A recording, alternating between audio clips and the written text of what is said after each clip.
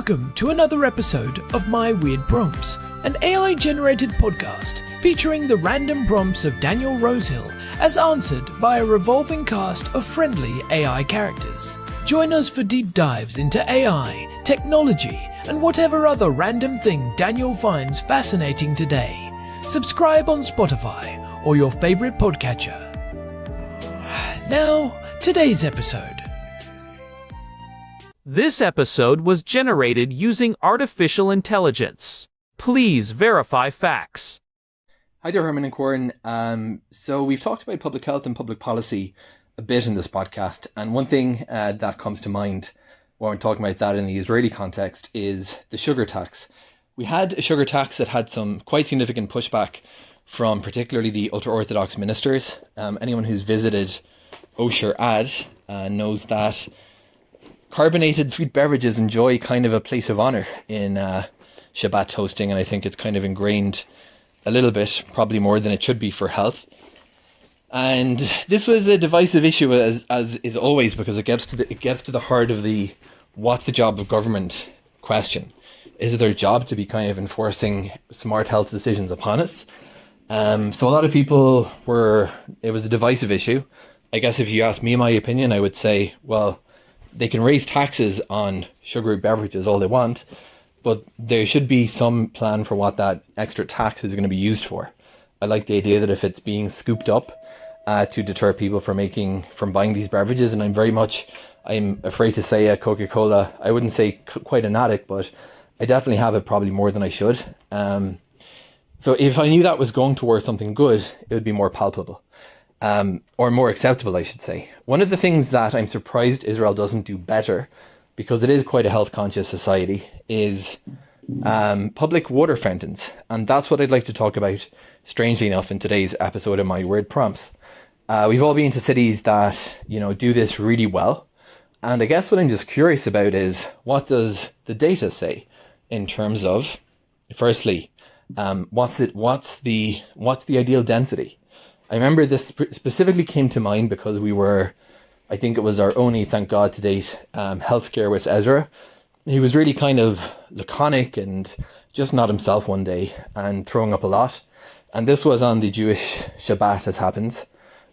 So we had to trudge out to the urgent care centre, and it was absolutely scorcher of an August day. And I was just trying to find, everything was closed because of Shabbat. And I was trying to find water, and there was none in sight. And that's when, that's the first time I really thought about it. And I was like, why isn't there more, especially in Jerusalem where we have those Shabbat closures and it's such a hot city in the summer. I was searching and I could not find any. So what I'd love to ask you, Herman and Corn, is, a number of cities have rolled this out and done this very well. People go around with their water bottles, and there is enough of these that it's reliable, and I think it's a great, fantastic idea. We're in a very densely populated city, as I mentioned, so is there some kind of equation for how many of these you need for every, let's say, 100,000 or 10,000 residents? And what is actually, the cost of operating these? It's basically saying that water is free. In Israel, water is not free. You have to pay for your water, and it's kind of a water scarce region. But I'm asking you, I guess, are there really significant costs to rolling out something like this? Because it seems like such a no-brainer that in any hot city like this, people need to stay hydrated. And I imagine that if you look at everything from that high-level population, and you looked at all the dehydration, another risk that were maybe averted, that it would be a public health win if you looked at the public health cost avoided versus the cost of operating these water stations, you might find that. But what are the economics actually like, Herman and Corn, for cities who have rolled this out and implemented it? Is it feasible? Does it cost much? And are there any other reasons why Jerusalem doesn't have a water pump? What's the word for those things? Water station on every street corner. Over to you two. Hey everyone, welcome back to My Weird Prompts. I'm Corn, and I am joined as always by my brother, the man who probably knows more about urban plumbing than any other resident of Jerusalem. Herman Poppleberry at your service. And corn, while I appreciate the introduction, let us be clear, my interest is in the intersection of infrastructure and human well-being. It is not just about the pipes, it is about what flows through them and who has access to it. We are talking about the lifeblood of the city, quite literally. Well, that is perfectly timed because our housemate Daniel sent us a prompt that gets right into that intersection. He was telling us about a pretty rough experience he had recently. He was out on a Saturday, a scorching hot Shabbat here in Jerusalem.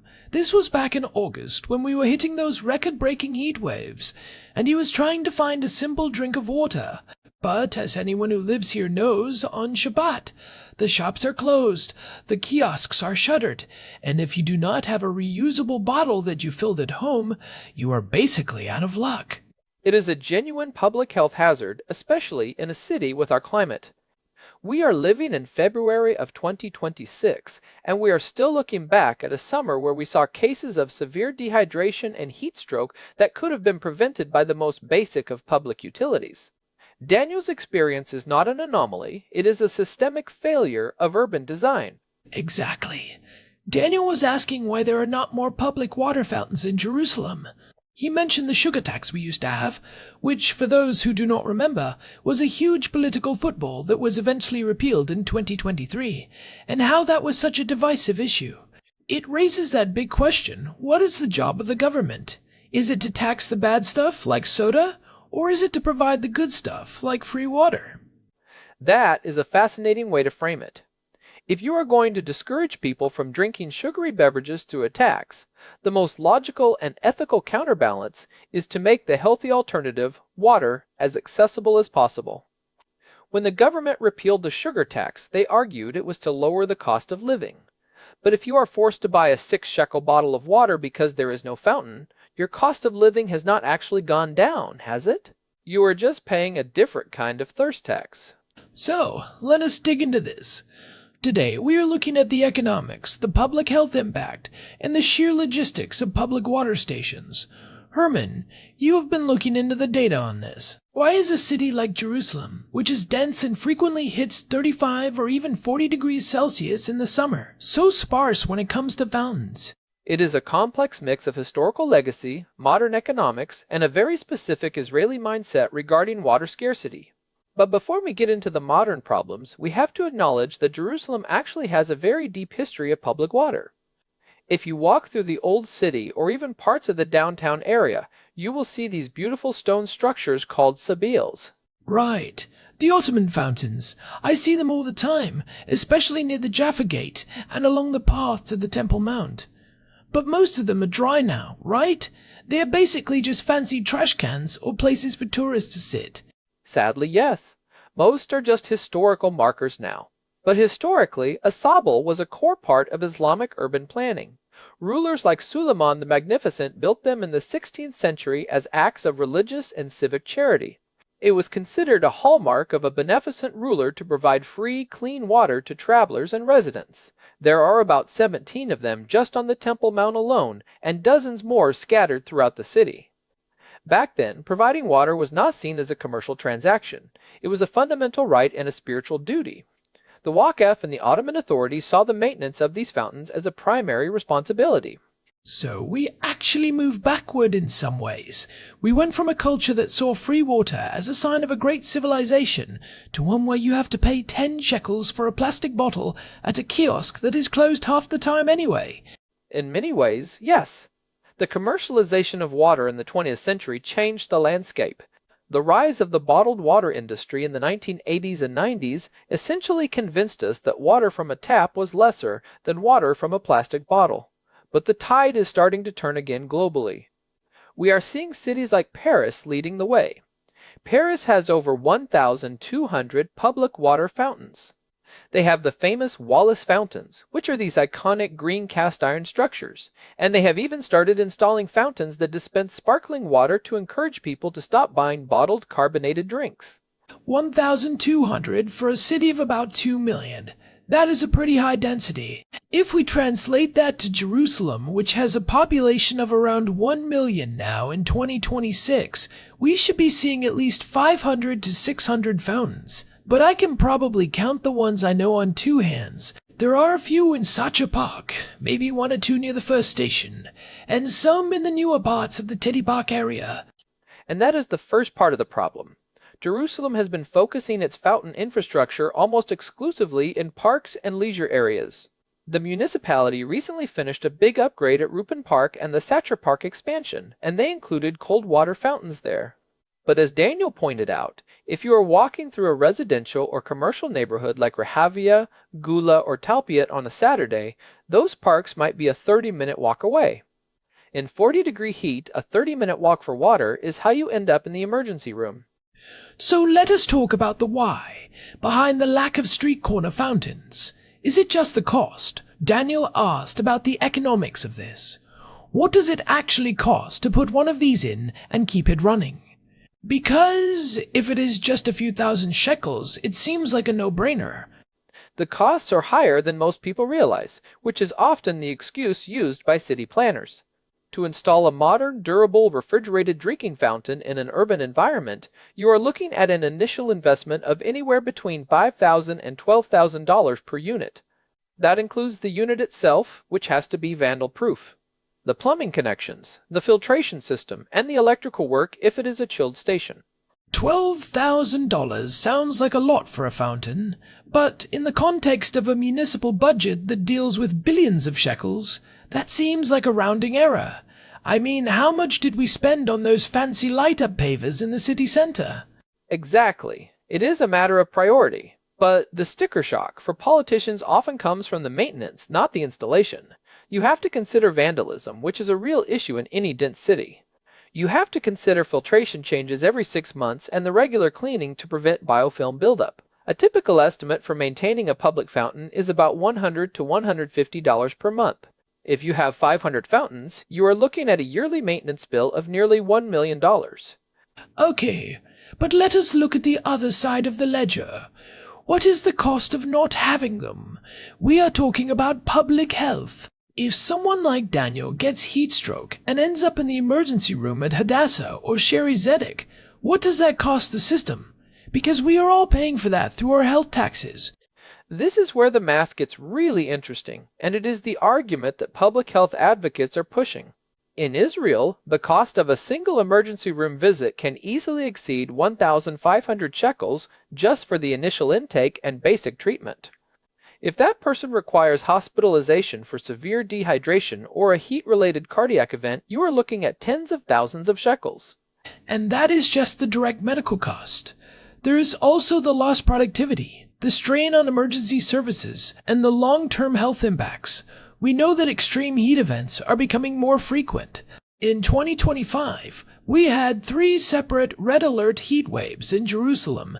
Exactly. There was a study out of the United States in 2023 that estimated extreme heat costs the healthcare system about $1 billion every single summer. If you scale that down to a city like Jerusalem, you are still talking about millions of shekels in preventable costs.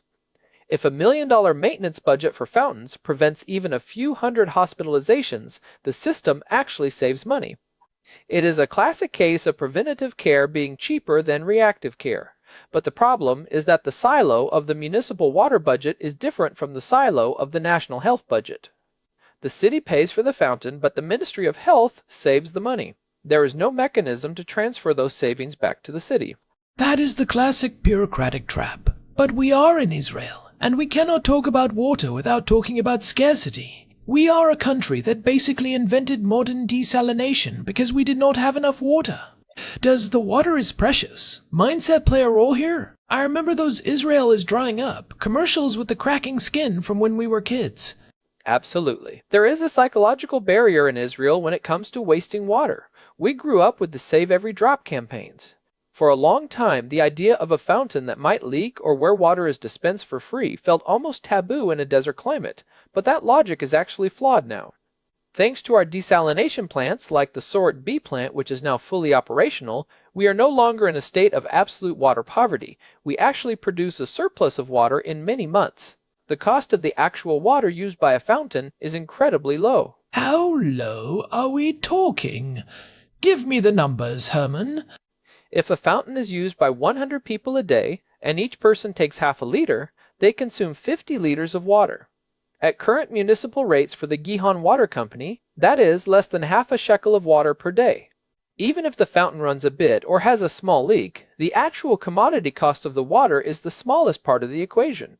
The real costs are the infrastructure and the labor to maintain it. The scarcity argument is now more of a cultural ghost than a physical reality.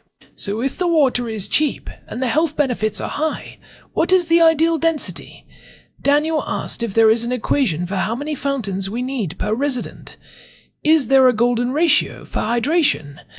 There is no single universal golden ratio, but urban planners in blue zone cities often look at walking distance rather than just population.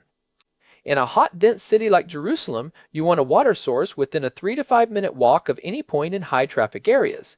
That translates to roughly one fountain every 200 to 300 meters. In terms of population, some advocates suggest one fountain per 1,000 residents. For Jerusalem, with a population of 1 million, that would mean 1,000 fountains. Currently, we probably have less than a tenth of that. We are likely sitting at around 80 to 100 functional public fountains across the entire municipal area. 1,000 fountains. Imagine that. You would never have to worry about carrying a heavy bottle or finding a store. It would change the way people interact with the city. It becomes a more walkable and human space. It reminds me of Rome. Have you seen those Nasoni fountains they have? The big noses. Yes, Rome is the gold standard for this. They have over 2,500 of these small cast iron fountains. They run constantly, which sounds wasteful, but the water actually goes back into the non-potable system for irrigation or into the sewers to help keep them clean and moving, which prevents smells in the heat. It is a brilliant piece of ancient engineering that still works today. Rome understands that water is a public service, not a luxury. You know, I was thinking about the Shabbat aspect that Daniel mentioned. In Jerusalem, that is a unique variable. On a Tuesday, if you are thirsty, you can walk into a supermarket or a kiosk. On a Saturday, those private options disappear. Either way, the municipality has a heightened responsibility to provide for the public on days when the private sector is legally or culturally mandated to close. That is a very sharp point, Corn. In a city where the market closes for 25 hours every week, the state has to fill the gap. It becomes a matter of equity. If you are a wealthy resident with a car and air conditioning, you are fine. But if you are a tourist, a secular resident out for a walk, or a religious person walking a long distance to a synagogue, the lack of a fountain on Shabbat isn't just an inconvenience, it is a failure of the city's duty of care. It actually disproportionately affects the most vulnerable, the elderly and children who are more susceptible to heat. So what are the other reasons? Daniel asked if there is anything else stopping this. Is it just the plumbing? Jerusalem is an old city. Is it hard to tap into the lines? I mean, I have seen the construction on the light rail. They are digging up everything anyway. That is a genuine technical hurdle, but also a missed opportunity. In areas like the Old City or older neighborhoods like Mia Sherim and Naklaut, the underground infrastructure is a labyrinth of ancient Ottoman pipes, British mandate overlays, and modern Israeli additions. Tapping into a water line to install a new fountain can involve digging up stone streets that are hundreds of years old. The permitting process alone for that can take years because you have to involve the Antiquities Authority every time you move a rock. But we managed to dig up those same streets for fiber optic cables and luxury apartment sewage lines. Exactly. It is a matter of priority. If the city decided that hydration density is a key metric for urban success, they would include fountain installation in every road, widening, or light rail project. The problem is that water fountains are often seen as nice to have, rather than essential infrastructure. When the budget gets tight, the fountains are the first thing to be cut from the plan. We also have to talk about the smart fountain trend. I have seen some of these in Tel Aviv and even a few in London, where they have a bottle filling station specifically, not just the little arc of water you have to put your mouth near. The bottle filling stations are a game changer for two reasons. First, they are much more hygienic, which became a huge concern after the pandemic. People are often hesitant to put their face near a public nozzle. Second, they actively encourage the use of reusable bottles, which ties into the environmental goals of the city. Reducing plastic waste is another hidden economic benefit. Every liter of water taken from a fountain is a plastic bottle that doesn't have to be manufactured, transported, and eventually recycled or thrown into a landfill. That is another second-order effect. If you look at the life cycle cost of a plastic bottle of water, the oil to make the plastic, the fuel to truck it from the Galilee to Jerusalem, the energy to keep it cold in a shop, it is absurdly high compared to tap water. We are essentially subsidizing the plastic industry by not providing public taps. Precisely. And in a city like Jerusalem, where we have a lot of wind and a sensitive mountain environment, reducing litter is a major plus for the municipality. The cost of picking up discarded plastic bottles in Sasher Park alone probably equals the maintenance cost of several fountains. So, let us look at some practical takeaways. If someone is listening to this and they are feeling as frustrated as Daniel was on that hot Saturday, what can be done? Is this just a matter of complaining to the municipality? It starts with data. There are actually apps now like Refill or the MAME app here in Israel where users can map out existing fountains and identify water deserts. If we can show the municipality a map where entire neighborhoods like Kiryat Hayovel or Har Homa have zero access to water, it becomes a much harder problem for them to ignore. There is also a movement in Europe called the Right to Water, which argues that access to drinking water should be a constitutionally protected right. And there is also the private-public hybrid model. Some cities have programs where businesses agree to let people fill their water bottles for free, even if they aren't customers. They put a sticker in the window. I have seen a few of those in the German colony. That is a great interim solution. But again, in Jerusalem, those businesses are closed on Shabbat. So while it helps on a Tuesday, it doesn't solve Daniel's specific problem. For a city like ours, the solution has to be municipal, and it has to be permanent. It has to be something that doesn't rely on a shopkeeper's permission. I think there is also a role for architectural innovation here. We talked about the sabils earlier. Why not make new fountains that are also pieces of art? If you make them beautiful, people are more likely to respect them and less likely to vandalize them. They become landmarks, like the lions and the fountains in the city center, but actually functional. I love that idea. Imagine a modern sable that uses solar power to chill the water and has a design that reflects the neighborhood's character, maybe Jerusalem stone in Rehavia, or more industrial metal in Talpiot. It turns a utility into a point of pride. We have seen this work with the Cool Spaces initiative in other Mediterranean cities like Athens and Barcelona, where they combine shade, misting stations, and drinking water into one architectural element. It feels like we are at a tipping point. With global temperatures rising, these heat events that the research mentioned are going to become our new normal. A city without a robust water network in 2026 is essentially a city that isn't prepared for the future. We are building all these new towers at the entrance to the city, but are we building the liquid commons to support the people living in them? You are absolutely right. It is a climate adaptation strategy. We talk about seawalls and carbon capture, but sometimes the most effective climate adaptation is just making sure the guy walking down Jaffa Road doesn't pass out from heat exhaustion. It is about resilience at the human scale. So, let us recap the economics for Daniel. The installation is about $10,000. The maintenance is a few hundred a month, but the profit comes from not spending thousands on hospital bills, not dealing with the environmental cost of plastic, and creating a city that is actually livable for 24 hours a day, 7 days a week. It is a massive net gain for society. It is one of the highest returns on investment a city can make in terms of public health. If I were the mayor of Jerusalem, I would set a goal, a fountain on every major street corner by 2030. I would call it the Suleiman Initiative to honor the history of the city while looking at the future. Well, until Herman gets elected, I guess we are stuck carrying our own 2-liter bottles. But it is a conversation worth having. It gets to the heart of what a city is for. Is it a place where you are only welcome if you have a credit card to buy a drink? Or is it a place that provides for your most basic human needs?